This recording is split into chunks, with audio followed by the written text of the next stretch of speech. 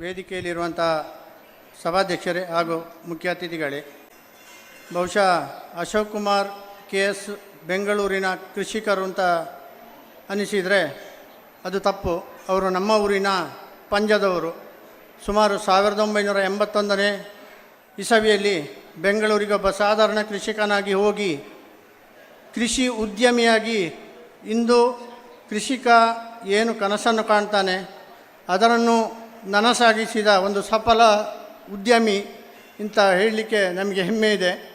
ಅದೇ ರೀತಿ ಅವರು MSc ಅಗ್ರಿಕಲ್ಚರ್ ಮಾಡಿ ದೊಡ್ಡಬಳ್ಳಾಪುರದಲ್ಲಿ ಒಂದಷ್ಟು ಜಾಗವನ್ನು ಖರೀದಿಸಿ ಇವತ್ತು ಯಶಸ್ವಿ ಹೈನುಗಾರನಾಗಿ, ಯಶಸ್ವಿ ಹಲಸಿನ ಉದ್ಯಮಿಯಾಗಿ, ಯಶಸ್ವಿ ಪೌಲ್ಟ್ರಿ ಉದ್ಯಮಿಯಾಗಿ ಇವತ್ತು ಇತ್ತೀಚೆಗೆ ರಾಜ್ಯ ರೈತರತ್ನ ಪ್ರಶಸ್ತಿಗೆ ಭಾಜನರಾಗಿದ್ದಾರೆ.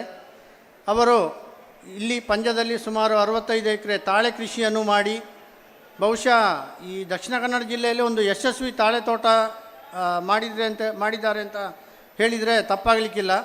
ಬಹುಶಃ ತಾವು ಅಲ್ಲಿ ಹೋಗಿ ನೋಡಿದರೆ ಪ್ರತಿಯೊಂದು ಗಿಡ ಸಹ ಒಂದೇ ರೀತಿ ಏಕರೂಪದ ಬೆಳವಣಿಗೆ.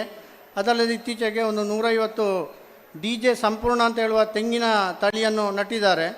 ಆ ಗಿಡವನ್ನು ತಂದು ನಡಬೇಕಾದ್ರೆ 2 ಎಲೆ ಇದ್ದಂಥ ಗಿಡ ಇವತ್ತು 1.5 ವರ್ಷದಲ್ಲಿ ಉತ್ತಮ ಒಂದು ನಾವು ಮಾಮೂಲಿ ಗಿಡ ಅಂತ ಹೇಳಿದ್ರೆ ಒಂದು 6 ವರ್ಷದ ಬೆಳವಣಿಗೆಯಷ್ಟು ಬೆಳವಣಿಗೆಯನ್ನು ಕಂಡಿದೆ. ಒಂದು ಗಿಡವನ್ನು ನೆಟ್ಟ ನಂತರ ಅದರ ನಿರಂತರ ಅದರ ಬೆಳವಣಿಗೆ, ಅದರ ಸ್ಟ್ಯಾಟಿಸ್ಟಿಕ್ಸ್ ಅಂತ ಏನು ಹೇಳ್ತೇವೆ, ಅದನ್ನು ಬಹುಶಃ ದಿನ ಲೆಕ್ಕದಲ್ಲಿ ಪಡೆಯುವ ಒಬ್ಬ ಕೃಷಿಕ ಅಂತಿದ್ದರೆ ಅದು KS ಅಶೋಕ್ ಕುಮಾರ್ ಅವರು. ಅವರಲ್ಲಿ ಸುಮಾರು 300 ಜನ ಕೆಲಸದವರಿದ್ದಾರೆ. ಆ ಪ್ರತಿಯೊಬ್ಬ ಕೆಲಸದವನು ಸಹ ಏನೇನು ಕಾರ್ಯಾಚರಣೆ ಮಾಡ್ತಾನೆ ಅಂತ ಹೇಳುವ ಅಪ್ಡೇಟನ್ನು ಅವರು ದಿನ ಸಾಯಂಕಾಲ ಪಡಿತಾರೆ. ಅವರ ಕೃಷಿ ಉದ್ಯಮದ ಗುಟ್ಟು ಅದುವೇ. ಅವರು ಮಾತಾಡ್ತಾ ಹೇಳ್ತಾರೆ, ಕೆಲಸದವರನ್ನು ನಾವು ಯಾವತ್ತೂ ಕೆಲಸದವರು ಅಂತ ನೋಡಿಕೊಳ್ಬಾರ್ದು. ಅವರಿಗೆ ಚಂದದ ಮನೆ, ಚಂದದ ಬಾತ್ರೂಮು, ವಾಶ್ರೂಮು ಕಟ್ಟಿಕೊಟ್ರೆ ಗಂಡ ಬೇರೆ ಕಡೆ ಹೋಗುವ ಅಂತೇಳಿದ್ರು ಹೆಂಡತಿ ಬಿಡುವುದಿಲ್ಲ. ಸೊ ಆ ರೀತಿ ನಾವು ಕೆಲಸದವ್ರನ್ನ ನೋಡಿಕೊಂಡ್ರೆ ಖಂಡಿತವಾಗಿ ನಮಗೆ ನಾವು ಹೆಚ್ಚಿನವ್ರು ಹೇಳ್ತೇವೆ ಅಂದರೆ ಬೇಲೆ ತಕ್ಕಲಿಜ್ಜಿ ಅಂತ. ಸೊ ಅವರು ಒಂದು ದಿನ ಸಹ ಮಾತಾಡುವಾಗ ಬೇಲೆ ತಕ್ಕಲಿಜ್ಜಿ ಅಂತ ಹೇಳಲಿಲ್ಲ. ಅಲ್ಲಿಗೆ ಒಂದು ಸತಿ ಕೆಲಸಕ್ಕೆ ಸೇರಿದವರು ಯಾನು ಬೇಲೆ ಬುಡುಪೆ ಅಂತ ಮಣ್ಪೂಜೇರು. ಸೊ ಸುಮಾರು 97ನೇ ಇಸವಿಯಿಂದ ಸೇರಿದಂಥ ಎಲ್ಲ ಕೆಲಸಗಾರರು ಸಹ ಅವರು ಇವತ್ತು ಸಹ ಅಲ್ಲಿ ಕೆಲಸ ಮಾಡ್ತಾ ಇದ್ದಾರೆ. ಸೊ ಅವರು ಕೃಷಿ ಉದ್ಯಮಿ ಅಂತ ಹೇಳಲಿಕ್ಕೆ ನಮಗೆ ಹೆಮ್ಮೆ ಆಗಿದೆ.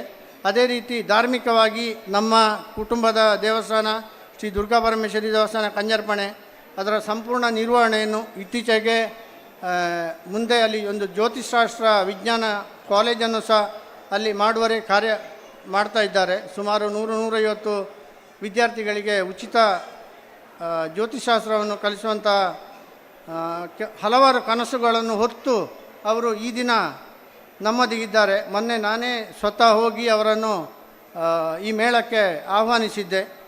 ಆ ದಿನ ಸಹ ಅವರು ನನ್ನನ್ನು ರಾತ್ರಿ 11:30ವರೆಗೆ ನನ್ನೊಂದಿಗಿದ್ದು ಮಾರನೇ ದಿನ ನಾನು ರಾತ್ರಿಯಲ್ಲಿಂದ ಹೊರಟು ಬಂದೆ. ನಾನು ಹೇಳ್ಬೇಕಾದ್ರೆ ಮೊದಲು ನನಗೆ ಕಾಲ್ ಮಾಡಿದ್ದಾರೆ, ಎಷ್ಟೊತ್ತಿಗೆ ತಲುಪಿದಿ ಎಂದು. ಸೊ ಯಾವುದೇ ಒಂದು ಜವಾಬ್ದಾರಿಯನ್ನು ಅಥವಾ ಅವರ ಕೆಲಸಗಳಿದ್ದರೆ ಅದನ್ನು ಕೊನೆಗೊಳಿಸುವ ತನಕ ಅವರು ಅದನ್ನು ಫಾಲೋ ಅಪ್ ಮಾಡ್ತಾ ಇರ್ತಾರೆ. ಸೊ ಅಂಥವರನ್ನು ನಾವು ಇಂದು ಸುಳ್ಯದ ಕೃಷಿಕರ ಮುಂದೆ ನಮಗೆ ಸನ್ಮಾನಿಸುವ ಸಿಕ್ಕಂಥ ಯೋಗ ನಮಗೆ ಸಂತೋಷ ಇದೆ. ಆದ್ದರಿಂದ ನಿಮ್ಮೆಲ್ಲರ ಪರವಾಗಿ ಅವರಿಗೆ ಇಂದು ನಮ್ಮ ಕರೆಗೆ ಹೋಗೊಟ್ಟು ಬಂದದಕ್ಕೆ ನನ್ನ ವೈಯಕ್ತಿಕವಾದ ಸ್ವಾಗತವನ್ನು ಬಯಸ್ತಾ ಇದ್ದೇನೆ. ರಾಜ್ಯ ರೈತ ರತ್ನ ಪ್ರಶಸ್ತಿ ಪಡೆದಂಥ ನಮ್ಮ ಊರಿನವರಾದ ಶ್ರೀಯುತ ಅಶೋಕ್ ಕುಮಾರ್ KS ಇವರನ್ನು ಮಾನ್ಯ ಶಾಸಕರು ಮತ್ತು ಅತಿಥಿಗಳು ಅವರನ್ನು ಗೌರವಿಸಬೇಕು. ಸುಳ್ಯದ ಅಭಿವೃದ್ಧಿಗೆ ಕರಿಕಳ ಕುಟುಂಬದವರಿಗೆ ತುಂಬ ಕೊಡುಗೆ ಇದೆ. ಅವರ ಹಿರಿಯರಿಂದ ಸುಳ್ಯದ ಅಭಿವೃದ್ಧಿಗೆ ಹಲವಾರು ಕೃಷಿ ಇರ್ಬೋದು, ಸಹಕಾರಿ ಇರ್ಬೋದು, ಧಾರ್ಮಿಕ ಇರ್ಬೋದು, ಅನೇಕ ಇದನ್ನು ಕೊಟ್ಟ ಕರಿಕಳ ಕುಟುಂಬದ ಶ್ರೀಯುತ ಅಶೋಕ್ ಕುಮಾರ್ KS ಅವರ ಮನೆಯವರು ವೀರಪ್ಪಗೌಡರು, ಸದಾನಂದ ಮಾವಜಿಯವರು ಹಾರವನ್ನು ಹಾಕ್ತಾರೆ.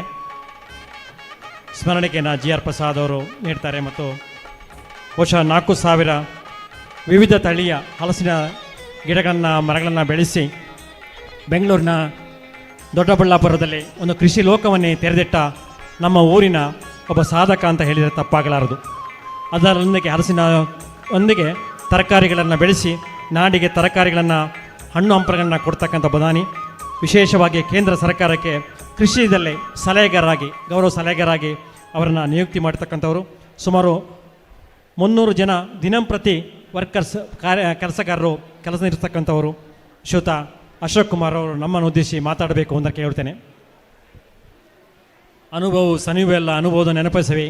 ಬಹುಶಃ ಅತ್ಯುತ್ತಮ ಕೃಷಿಕರ ಅನುಭವ ನಮಗೆ ಒಂದು ಪಾಠ ಇದ್ದಂತೆ ಹೇಳುತ್ತಾ ಅವರು ತಮ್ಮೊಂದಿಗೆ ಮಾತಾಡಬೇಕು ಕೇಳ್ತೇನೆ. ವೇದಿಕೆ ಮೇಲೆ ಇರುವ ಗಣ್ಯರೇ ಮತ್ತು ಇಲ್ಲಿ ನೆರೆದಿರುವ ಎಲ್ಲ ನಮ್ಮ ಬಂಧುಗಳೇ, ಫಸ್ಟು ಹೇಳಬೇಕು ಅಂತ ಹೇಳಿದರೆ, ಒಂದು ಕೃಷಿಗೆ ಒಂದು ಕಾರ್ಯಕ್ರಮ ಮಾಡೋದೇ ಭಾರಿ ಕಡಿಮೆ. ಕೃಷಿಕರಿಗೆ ಕೃಷಿಯಲ್ಲಿ ಆಸಕ್ತಿ ಇರೋದು ದಿವಸ ದಿವಸ ಕಡಿಮೆ ಆಗ್ತಾ ಉಂಟು. ಸೊ ಇಂಥ ಈ ಪರಿಸ್ಥಿತಿಯಲ್ಲಿ ನಮ್ಮ ತಾಲೂಕಲ್ಲಿ ಬೇರೆ ತಾಲೂಕಿನಿಂದ ಒಂದು ಚಂದವಾದ ಒಂದು ವಿಭಿನ್ನವಾದ ಹಲಸು ಮಾವ ಮೇಳ ಮಾಡಿದ್ದ ಇವತ್ತಿನ ನಿಮಗೆಲ್ಲರಿಗೂ ಒಂದು ವಂದನೆಗಳು. ನಾನು ನಾವೆಲ್ಲ ಮನೆಯಲ್ಲಿ ಎಲ್ಲರೂ ಹಲಸಿನ ಹಣ್ಣು ಪ್ರಿಯರು. ನಾನು ನನ್ನ ಅಜ್ಜ ಪಿಜ್ಜನ ಕಾಲದಿಂದಲೇ ನಾವು ಬೇರೆ ಬೇರೆ ಹಲಸಿನ ಹಣ್ಣು ಗಿಡ ನಟ್ಟು ತಿಂದು ಎಲ್ಲರಿಗೆ ಕೊಟ್ಟು ಅದರಲ್ಲಿ ಸಂತೋಷಪಟ್ಟು. ಹಾಗೆ ನಾನು ಬ್ಯಾಂಗ್ಳೂರಿಗೆ ಹೋದಾಗ ನಾವು ಯಾವಾಗಲೂ ಕಾರಲ್ಲಿ ಹೋಗುವಾಗ ಇಲ್ಲಿಂದ ಇಲ್ಲಿ ಹಲಸಿನ ಹಣ್ಣು ಹಿಡ್ಕೊಂಡು ಹೋಗ್ತಾಯಿದ್ದೆ. ಒಂದು ದಿವಸ ನಾನು ಒಂದು ರೈಲ್ವೆ ಗೇಟ್ ಹಾಕಿತ್ತು. ಆವಾಗ ಅಲ್ಲಿ ಪಕ್ಕದಲ್ಲಿ ಒಬ್ಬ ಹಲಸಿನ ಹಣ್ಣು ಸುಳಿದು ಮಾರ್ತಾಯಿದ್ದ. ಸೊ ಆವಾಗ ಅವನನ್ನು ಕರೆದು ಹಲಸಿನ ಹಣ್ಣು ಕೊಡು ಅಂತೇಳಿ 10 ರೂಪಾಯಿ 12 ರೂಪಾಯಿದಷ್ಟು ಹಲಸಿನ ಹಣ್ಣು ಸ್ವಲ್ಪ ತಗೊಂಡೆ. ಅದು ತಗೊಂಡು ತಿನ್ನುವಾಗ ಈ ಹಲಸಿನ ಹಣ್ಣು ನಮ್ಮ ಊರಿನ ಹಲಸಿನ ಹಣ್ಣಿಂದ ರುಚಿ ಉಂಟು ಅಂತೆಲ್ಲಾಯ್ತು. ಸೊ ಇದು ಎಲ್ಲಿದ್ದು ಏನು ಅಂತೇಳಿ ಕೇಳಿ ಅವನ ಹತ್ರ ಮಾತಾಡಿಸಿದಾಗ ಬೇರೆ ಬೇರೆ ಥರದ ಹಲಸಿನ ಹಣ್ಣುಗಳು ನಮ್ಮ ಊರಿನಿಂದಲೂ ಜಾಸ್ತಿ ಹಲಸಿನ ಹಣ್ಣು ಘಟ್ಟದ ಮೇಲೆ ಉಂಟು ಅಂತೇಳಿ ಹೇಳೋದು ಒಂದು ಇನ್ಫಾರ್ಮೇಷನ್ನು. ಇದು ಯಾವಾಗ ನಾನು ಹೇಳ್ತಾ ಇರೋದು ಅಂತೇಳಿ ಹೇಳಿದರೆ 86-87ನೇ ಇಸ್ವಿಯಲ್ಲಿ. ಹಾಗೆ 90ನೇ ಇಸ್ವಿಯಲ್ಲಿ ನಾನು ಕೃಷಿ ಸ್ಟಾರ್ಟ್ ಮಾಡಿದ್ದು ಬಾಡಿಗೆ ಜಾಗದಲ್ಲಿ. ಅದಾದಮೇಲೆ ನನ್ನ ಸ್ವಂತ ಜಾಗ ತಗೊಂಡಾಗ ನಾನು ಬೇರೆ ಬೇರೆ ಥರದ ಕಸಿ ಗಿಡ ಇಲ್ಲಿಂದಲೇ ಕಸಿ ಮಾಡಿ ಚಿಪ್ಸ್ ಮಾಡಲಿಕ್ಕೆ, ದೋಸೆ ಮಾಡಲಿಕ್ಕೆ, ಈ ನಮ್ಮ MLA ಅವರಿಗೆ ಭಾಷಣ ಹೇಳಿದ್ರಲ್ಲ, ಅದನ್ನೆಲ್ಲ ಮಾಡಲಿಕ್ಕೆ ನಾನು ಇಲ್ಲಿಂದ ಗಿಡ ತಗೊಂಡಾಗ ಅಲ್ಲಿ ನಟ್ಟೆ. ಆವಾಗ ನನ್ನ ಹೆಂಡತಿ ಹೇಳಿದ್ಲು, ಇದರಿಂದೆಲ್ಲ ಒಳ್ಳೇದು, ನೀವು ಆ ರೈಲ್ವೆ ಸ್ಟೇಷನ್ ಗೇಟಲ್ಲಿ ಉಂಟಲ್ಲ ಹಲಸಿನ ಹಣ್ಣು ಇದರಿಂದಲೂ ಒಳ್ಳೇದುಂಟು ಅಂತ. ಹಾಗೆ ಅದರನ್ನು ಗಿಡ ಮಾಡಿ ನಟ್ಟು. ಹಾಗೆ ಸ್ವಲ್ಪ ಸ್ವಲ್ಪ ಅಲ್ಲಿ ಇಲ್ಲಿ ಕೇರಳದಲ್ಲಿ ಬೇರೆ ಬೇರೆ ಊರಲ್ಲಿ ಹೋಗಿ ದೊಡ್ಡ ದೊಡ್ಡ ಹಲಸಿನ ಹಣ್ಣು 50 kg 60 kg ಹಲಸಿನ ಹಣ್ಣು ಈ ಥರದನ್ನೆಲ್ಲ ನಟ್ಟು ನಾನು ಕೃಷಿ ಮಾಡ್ತಾಯಿದ್ದೆ. ನಾನೊಂದು 100 ಎಕರೆ ಚಿಲ್ಲರೆ ತೋಟ ತಗೊಂಡೆ. ಅಲ್ಲಿ ಅದರಲ್ಲಿ ದ್ರಾಕ್ಷೆ, ನರ್ಸರಿ, ಹೂವು ಇದನ್ನೆಲ್ಲ ಬೆಳೀತಾ ಇದ್ದೆ. ನನಗೆ ನೀರಿನ ಒಂದು ನನ್ನ ಅದೃಷ್ಟದಲ್ಲಿ ನಾವು ಇಲ್ಲೆಲ್ಲ ನೀರು 365 ದಿವಸ ನೀರು ನೋಡಿದವರು. ಅಲ್ಲಿ ನಮಗೆ 500-600 ಫೀಟಲ್ಲಿ ಒಂದು 4 ಬೋರ್ವೆಲ್ ಹೊಡೆದ್ರೆ 1 ಬೋರ್ವೆಲ್ ಪಾಸ್ ಆಗ್ತಿತ್ತು. ಅದು ಎಷ್ಟಿದ್ರೂ ನೀರು ಕಡಿಮೆ ಅಂತಲೇ ಅನಿಸ್ತಿತ್ತು. ಸೊ ಹಾಗೆ ಪ್ರತಿ ವರ್ಷ ಬೋರ್ವೆಲ್ಗಳು ನೀರು ಬಂದದ್ದು ಖಾಲಿಯಾಗಿ ಹೋಗುತ್ತೆ. ಹಾಗೆ ನೀರಿಗೂ ಆಗ ನಾನು ಒಂದು 45 ಎಕರೆ ದ್ರಾಕ್ಷಿ ಹಾಕಿದ್ದೆ. ದ್ರಾಕ್ಷಿ ಒಳ್ಳೆ ಆದಾಯ ಕೊಡ್ತಿತ್ತು. ದ್ರಾಕ್ಷಿ ಏನಕ್ಕೆ ಆದಾಯ ಕೊಡ್ತಿತ್ತು ಅಂತ ಹೇಳಿದ್ರೆ, ಬ್ಯಾಂಕಿಂದ ಸಾಲ ತೆಗೆದು ಅವ್ರು ಬಡ್ಡಿ ಕಟ್ಟಬೇಕಾದ್ರೆ ಇದರಲ್ಲಿ ದ್ರಾಕ್ಷಿಯಲ್ಲಿ ಫಸಲು ಬಂದು ಬಡ್ಡಿ ಅಸಲು ಕಟ್ಟುವಷ್ಟು ದುಡ್ಡು ಬರ್ತಿತ್ತು. ಸೊ ಅದರಿಂದ ನಾನು ದ್ರಾಕ್ಷಿ ತೋಟ ಜಾಸ್ತಿ ಮಾಡಿದ್ದೆ. ಅದ್ರ ಜೊತೆಗೆ ಡೈರಿ, ಪೋಲ್ಟ್ರಿ ಹೀಗಿರೋದನ್ನೆಲ್ಲ ನೀರಿಲ್ಲ ಅಂತೆಲ್ಲ ಹೇಳಿ ಶುರು ಮಾಡಿದೆ. ಒಂದು 25 ವರ್ಷ ಕಳೆದ ನಂತರ ನನಗೆ ಕೂತಲ್ಲೇ ನೋಡಿ ಲೆಕ್ಕ ಹಾಕಬೇಕಾದ್ರೆ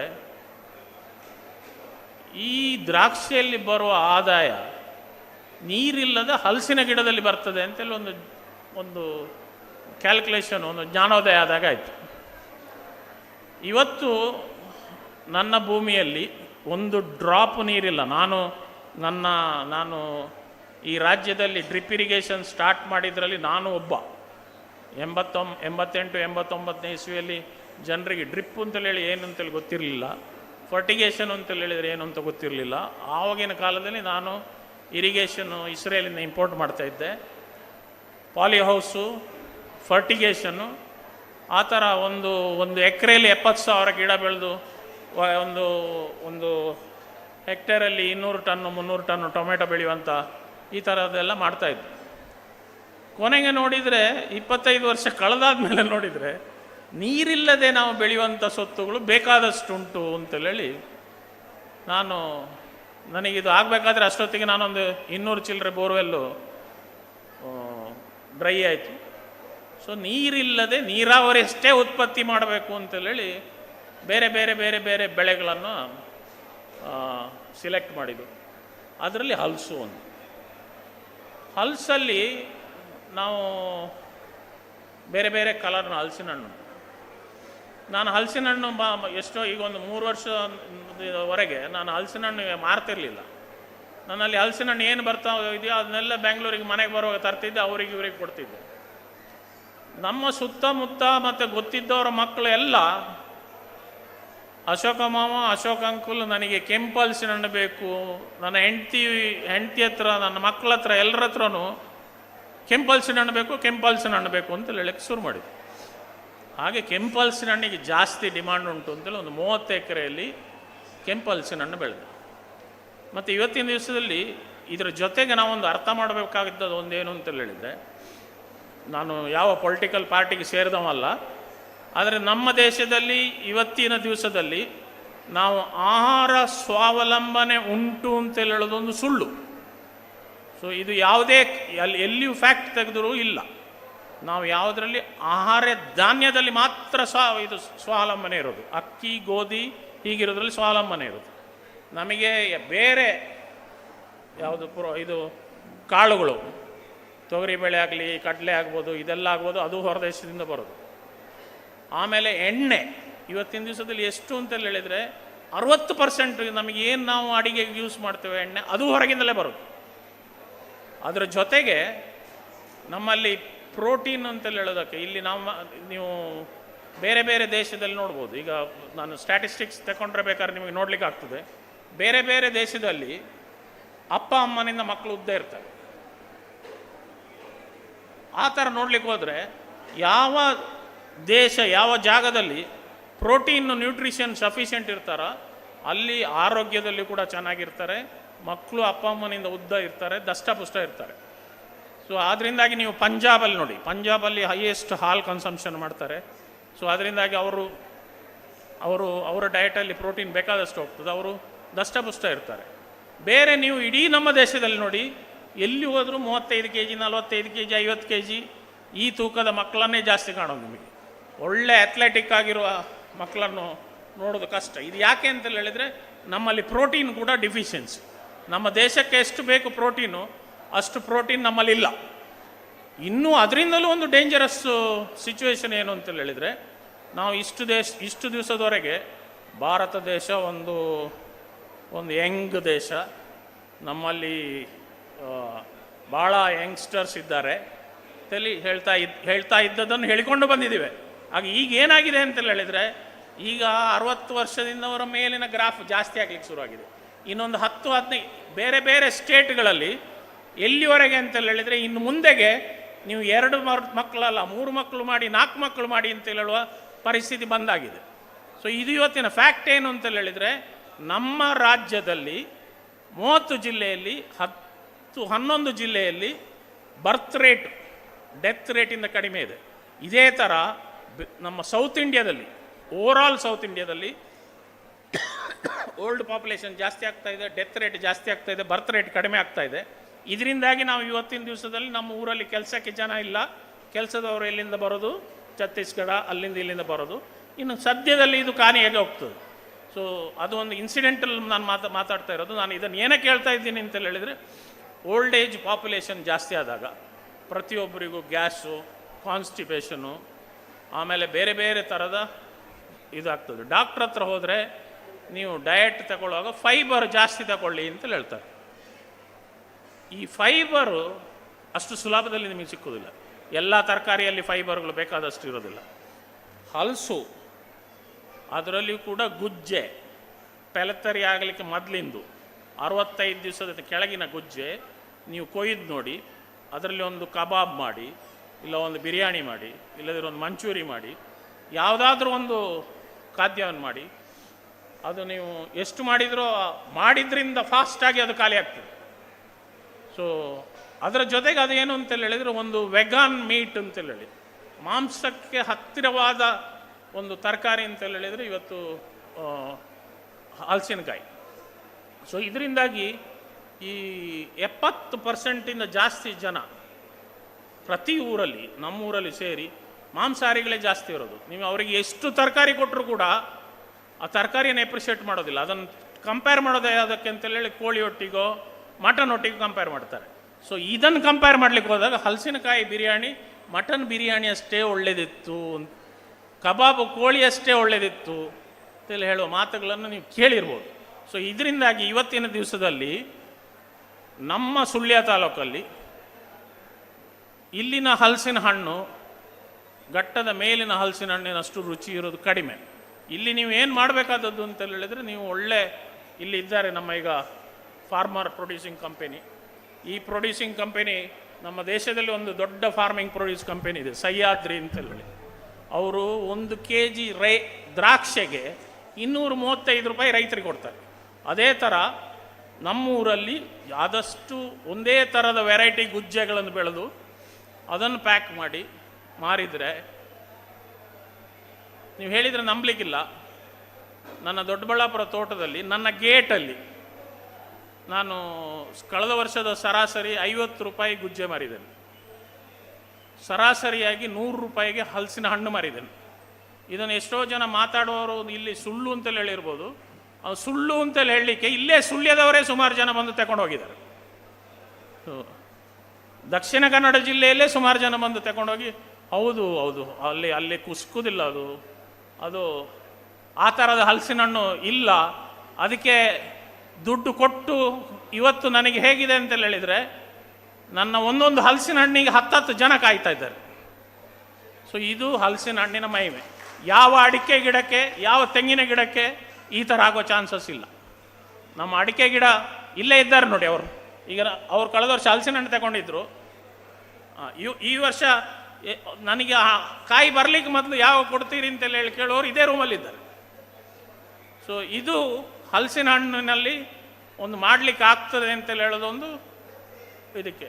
ಅದನ್ನು ನೋಡಿ ನನ್ನ ಬಗ್ಗೆ ಇಲ್ಲಿ ಒಬ್ಬರು ರಿಟೈರ್ಡ್ ಪ್ರೊಫೆಸರ್ ಇದ್ದಾರೆ, ಭಾರಿ ಒಳ್ಳೆ ಲೇಖಕರು, ಭಾರಿ ಚಂದ ಮಾಡಿ ಬರೆದಿದ್ದಾರೆ. ಅವರು ನನ್ನನ್ನು ಬಲವಂತ ಮಾಡಿ ಕೂತು ಒಂದು ಹಲಸಿನ ಕ್ರಾಂತಿ ಅಂತೇಳಿ ಒಂದು ಪುಸ್ತಕನೂ ಬರೆದಿದ್ದಾರೆ. ಸೊ ನಾನು ಇದನ್ನೇನು ನನ್ನನ್ನು ಹೋಗ್ಲಿಕ್ಕೆ ಹೇಳೋದಲ್ಲ, ಹಲಸಿನ ಮಹತ್ವ ಏನಿದೆ ಅಂತೇಳಿ ಹೇಳ್ಕೊಳ್ಳಿ ಹೇಳ್ತಾ ಇರೋದು. ಹಲಸು ಒಂದು ನೆಸೆಸಿಟಿ. ಹಲಸು ನಿಮ್ಮಲ್ಲಿರುವ diet control, fatty liver, diabetes ಇದನ್ನೆಲ್ಲ ಕಂಟ್ರೋಲ್ ಮಾಡಲಿಕ್ಕೆ ಆಗ್ತದೆ ಹಲಸಿನಕಾಯಿ. ಇದು ನಾನು ಹೇಳಿದ್ದಲ್ಲ, ಲ್ಯಾನ್ಸೆಟ್ ಅಂತೇಳಿ ಹೇಳೋ ಜರ್ನಲಲ್ಲಿ ಹೇಳೋದು. ಜಾಕ್ 365 ಅಂತೇಳಿ ಹೇಳೋ ಒಂದು ಪೌಡರು ಪ್ರಧಾನಮಂತ್ರಿಯವರೇ ಇದನ್ನು ಎಂಡಾಸ್ ಮಾಡಿ ಅವರ ಡಯಟಲ್ಲಿ ಅವರ ಚಪಾತಿಗೂ ಕೂಡ ಮೊರಿಂಗಾದ ಜೊತೆಗೆ ಇದನ್ನು ಸೇರಿಸಿ ತಿಂತಾರೆ ಅವರು. ಸೊ ಈ ಥರದ ಮಹಿಮೆ ಹಲಸಿನ. ಸೊ ಒಂದು ಕಾಲದಲ್ಲಿ ಇವ್ರು ಹೇಳ್ತಾ ಇದ್ರು ಬಿದ್ದು ಕೊಳ್ತು ಹೋಗ್ತಾ ಇದೆ ಅಂತೇಳಿ. ಮಾಡೋದೇನು ಅಂತೇಳಿ ಗೊತ್ತಿಲ್ಲದಿದ್ರೆ ಬಿದ್ದು ಕೊಳ್ತು ಹೋಗ್ತದೆ. ಮಾಡೋದು ಏನು ಅಂತೇಳಿ ಗೊತ್ತಿದ್ರೆ ಅದು ಹೋಗೋದಿಲ್ಲ. ಸೊ ಮಾಡಬೇಕಾದದ್ದೇನು ಅಂತೇಳಿ ಹೇಳಿದ್ರೆ, ನಾವೆಲ್ಲ ಸಂಘಟಿತರಾಗಿ ನಮ್ಮಲ್ಲಿ ಬರೋ ಗುಜ್ಜೆ ಇವತ್ತು ಹೂ ಬಿಟ್ಟರೆ 60-65 ದಿವಸದಲ್ಲಿ ಅದನ್ನು ಕೊಯ್ದು ಒಂದು ಸಂಸ್ಕರಣೆ ಘಟಕ ಹಾಕಿ, ಇವತ್ತು ಬೇಕಾದಷ್ಟು ಸೆಂಟ್ರಲ್ ಗೌರ್ಮೆಂಟು ಫುಡ್ ಪ್ರೊಸೆಸಿಂಗಿಗೆ ಬೇಕಾದಷ್ಟು ಇನ್ಸೆಂಟಿವ್, ಸಬ್ಸಿಡಿ, ಅದು ಫಾರ್ಮರ್ ಪ್ರೊಡ್ಯೂಸಿಂಗ್ ಕಂಪೆನಿಗೆ ಬೇಕಾದಷ್ಟು ಗ್ರ್ಯಾಂಟ್ ಸಿಗ್ತದೆ. ಇದನ್ನು ಯೂಸ್ ಮಾಡಿಕೊಂಡು ನೀವೊಂದು ಒಳ್ಳೆ ಒಂದು ಸಂಸ್ಕರಣಾ ಘಟಕ ಮಾಡಿ ಇಲ್ಲಿಂದ ಈ ಹಲಸಿನಕಾಯಿಯನ್ನು ಪ್ರಪಂಚದಲ್ಲಿ ಎಲ್ಲಿಗೆ ಬೇಕಾದರೂ ಕಳಿಸ್ಬೋದು ಅಂತೇಳಿ ನಾನು ಹೇಳ್ತೇನೆ. ನನಗೆ ಇಲ್ಲಿ ಬರ್ತಾ ಇರಬೇಕಾದ್ರೆ ದಾರಿಯಲ್ಲಿ ಒಬ್ಬರು ಫೋನ್ ಮಾಡಿ, ನನಗೆ ತಿಂಗಳಿಗೆ 20 ಟನ್ನೂರು ಗುಜ್ಜೆ ರೆಟ್ರಾಟ್ ಪ್ಯಾಕಿಂಗ್ ಮಾಡಿ ಕಳಿಸ್ತೀರಾ ಅಂತೇಳಿ ಕೇಳಿದ್ರು. 3 ದಿವಸದ ಹಿಂದೆ ಮಾರಿಷಸ್ಸಿಂದ ಒಬ್ಬರು ಫೋನ್ ಮಾಡಿ ಗುಜ್ಜೆ ಕಬಾಬ್ ಮಾಡಿ ಫ್ರೀಸ್ ಮಾಡಿ ಪ್ಯಾಕ್ ಮಾಡಿ ಕಳಿಸ್ತೀರಾ ಅಂತೇಳಿ ಕೇಳಿದರು. ನಾವು ಅದರಲ್ಲಿ ಅರ್ಥ ಮಾಡ್ಕೊಳ್ಬೇಕಾದದ್ದು ಏನು ಅಂತೇಳಿ ಹೇಳಿದರೆ, ನನ್ನ ಗುಜ್ಜೆ ನನಗೆ ಹೇಗೆ ಗೊತ್ತುಂಟು ಆ ಥರ ಅದನ್ನು ಮಾರೋದಲ್ಲ, ಅಲ್ಲಿನ ಗ್ರಾಹಕನಿಗೆ ಹೇಗೆ ಬೇಕು ಆ ಥರ ನಾವು ಮಾರಲಿಕ್ಕೆ ರೆಡಿ ಇರಬೇಕು. ಆ ಥರ ಮಾರಲಿಕ್ಕೆ ನಾವು ರೆಡಿ ಆದರೆ ನಮಗೆ ಅದರಲ್ಲಿ ಕಾಸ್ಟ್ ಮಾಡಲಿಕ್ಕೆ ಆಗ್ತದೆ. ಮತ್ತು ನಾನೊಬ್ಬ ಕೃಷಿಕ ಅಂತೇಳಿ ಹೇಳಿದರು, ಕೃಷಿ ನನ್ನ ಬದುಕು ಅಲ್ಲ. ನಂದು ಕೃಷಿ, ನಂದೊಂದು ವ್ಯವಹಾರ, ಕೃಷಿ ನಂದೊಂದು ಉದ್ಯಮ. ಕೃಷಿಯನ್ನು ಮಾಡೋದು ನಾನು ಏನಕ್ಕೆ ಅಂತ ಹೇಳಿದರೆ ದುಡ್ಡು ದುಡಿಲಿಕ್ಕೆ ಮತ್ತು ನನ್ನೊಟ್ಟಿಗಿದ್ದವರಿಗೂ ದುಡಿಲಿಕ್ಕೆ. ನಾನು ಇವತ್ತಿನ ದಿವಸದಲ್ಲಿ ಕಂಫರ್ಟೇಬಲಾಗಿ ಹೇಳ್ಬೋದು, ಊರಲ್ಲಿ ಎಲ್ಲರಿಂದಲೂ ಜಾಸ್ತಿ ಸಂಬಳ ಕೊಡ್ತೇನೆ, ನನ್ನಲ್ಲಿರುವ ಎಲ್ಲ ಮನುಷ್ಯರಿಗೂ ಇನ್ಶೂರೆನ್ಸ್ ಮಾಡ್ತೇನೆ, ನಾನು ಎಲ್ರಿಗೂ ಒಳ್ಳೆ ಫೆಸಿಲಿಟಿ ಕೊಡ್ತೇನೆ ಅಂತೇಳಿ ಹೇಳ್ಬೋದು. ಈ ಥರ ಕೊಡಲಿಕ್ಕೆ ಯಾವಾಗ ಆಗ್ತದೆ ಅಂತೇಳಿ ಹೇಳಿದರೆ ನಾವು ಅಂಥ ದುಡಿಮೆ ಅದರಲ್ಲಿ ಮಾಡಿದರೆ ಮಾಡಲಿಕ್ಕೆ ಆಗ್ತದೆ, ಇಲ್ಲದಿದ್ದರೆ ಮಾಡಲಿಕ್ಕೆ ಆಗೋದಿಲ್ಲ. ಸೊ ನಾನು ಸ್ವಲ್ಪ ಜಾಸ್ತಿ ಮಾತಾಡಿರ್ಬೋದು, ಬಟ್ ನನ್ನ ಪಾಯಿಂಟ್ ಏನು ಅಂತೇಳಿ ಹೇಳಿದರೆ ನಾವು ಕೃಷಿಕರು ಯಾವುದರಲ್ಲಿಯೂ ಕಡಿಮೆ ಇಲ್ಲ. ಇವತ್ತಿನ ದಿವಸದಲ್ಲಿ ಅರ್ಬನ್ ಪಾಪ್ಯುಲೇಷನ್, ಇವತ್ತು ಪವರ್ಟಿ ಇರೋದು ಎಲ್ಲಿ ಅಂತೇಳಿ ಹೇಳಿದರೆ ರೂರಲ್ ಏರಿಯಾದಲ್ಲಿ ಅಲ್ಲ, ಅರ್ಬನ್ ಏರಿಯಾದಲ್ಲಿ ಪವರ್ಟಿ ಇರೋದು. ಇದು ಸ್ಟ್ಯಾಟಿಸ್ಟಿಕ್ಸ್ ಸಮೇತ ಪ್ರೂವ್ ಆಗಿದೆ. ಸೊ ಅರ್ಬನ್ ಏರಿಯಾದಲ್ಲಿ ತಿನ್ನಿಸುವವರು ಇರೋದು ರೂರಲ್ ಏರಿಯಾದಲ್ಲಿ. ಆ ರೂರಲ್ ಏರಿಯಾ ತಿನ್ನಿಸುವವರು ಇರುವಲ್ಲಿ ದುಡಿಮೆ ಮಾಡಿ ತಿನ್ನುವ ಸೊತ್ತು ಮಾಡುವವರು ಕಡಿಮೆ ಜನ ಇರೋದು. ಸೊ ಕಡಿಮೆ ಕೈಗಳು ದುಡಿತಾವೆ, ಕಡಿಮೆ ಕೈಗಳು ಆಹಾರ ಉತ್ಪಾದನೆ ಮಾಡ್ತಾ ಇದ್ದಾವೆ, ಜಾಸ್ತಿ ಜನ ತಿನ್ನುವವರಿದ್ದಾರೆ. ಇದರ ಅರ್ಥ ಏನು ಅಂತೇಳಿ ಹೇಳಿದರೆ ನಾವು ಹೇಳಿದ ಬೆಲೆಗೆ ಅವರಿಗೆ ಬೇಕಾದಾಗ ನಾವು ಮಾಡಿದರೆ ಮಾಡಿ ಮಾರಲಿಕ್ಕೆ ಆಗ್ತದೆ ಅಂತೇಳಿ ಇಷ್ಟು ಹೇಳಿ ನಾನು 2 ಮಾತು ನಿಲ್ಲಿಸ್ತೇನೆ. ಜೈ ಹಿಂದ್.